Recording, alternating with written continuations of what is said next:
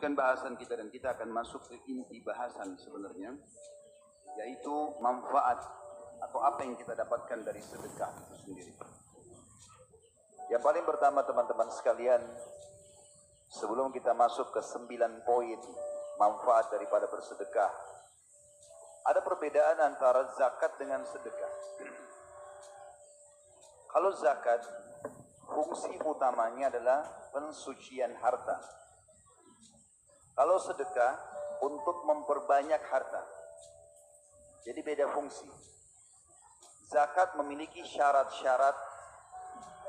Syarat utamanya adalah haul, masa setahun. Dan teman-teman menentukan sendiri haul itu. Misalnya, sekarang menjelang Ramadan nih, teman-teman niatkan di masjid ini, haul saya Ramadan tahun lalu. Berarti Ramadan sekarang seperti kita tutup buku. Semua tabungan atau simpanan dan investasi dinilai.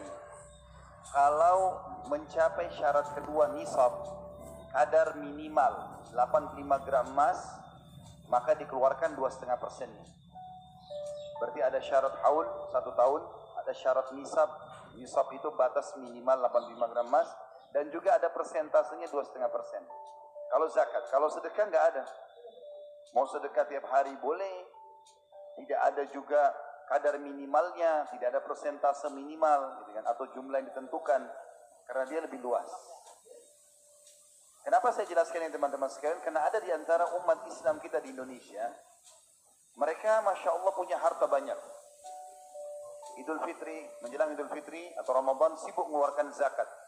Hitung zakatnya keluarlah misalnya, karena kaya raya punya zakat misalnya 1 miliar. Tapi yang dia lakukan adalah, dia tidak menghabiskan zakat itu di masa haulnya. Kalau haulnya Ramadan, yang paling afdal habiskan di Ramadan.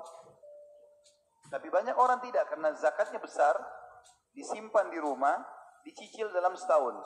Sehingga dia tidak sedekah lagi. Yang dia keluarkan hanya zakat. Padahal beda fungsi. Ya. Makanya kita jalankan dua-duanya. Zakat ya, sedekah ya. Baik, kita akan masuk teman-teman sekalian.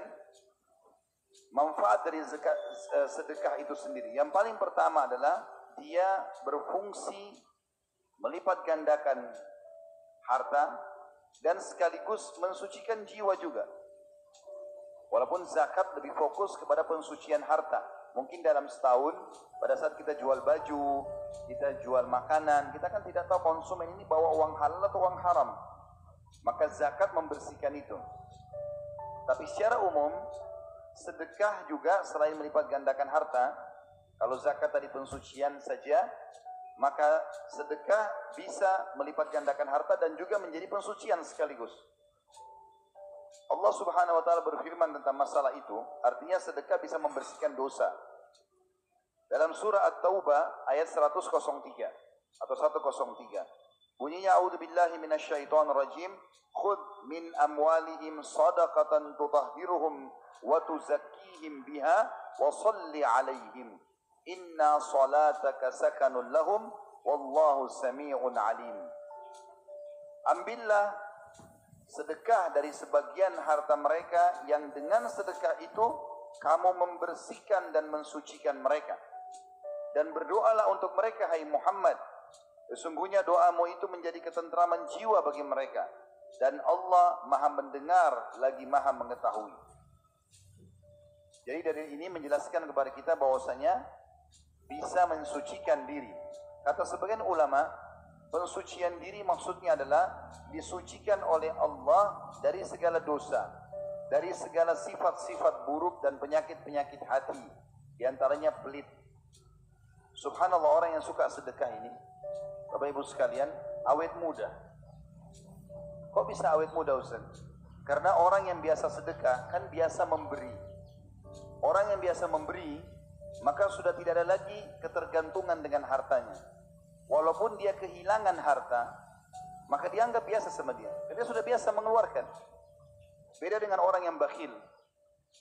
Maka hilang satu barang saja, itu akan dikenang bertahun-tahun. Hilang handphone, 10 tahun pun masih diingat. Hilang pulpen setahun, itu terus dibahas. Orang kalau suka sedekah, hilang handphonenya, pembersihan dosa. beli baru, selesai. Awet muda.